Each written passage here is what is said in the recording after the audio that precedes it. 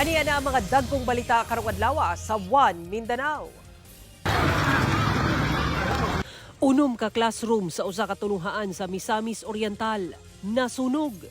2 million pesos na talang danyo sumala sa BFP.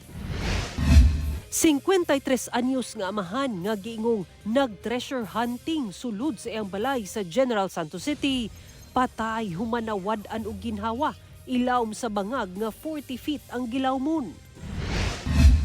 63 anyos nga radio broadcaster sa Bislig City, Surigao del Sur, patay human gipusil. 2 million pesos nga reward gitanyag sa managlahing LGU sa Surigao del Sur. LTO Region 11, gipahibalo nga nangabot na ang plaka sa mga motor alang sa Davao Region ug kuhaon sa ilang buhatan.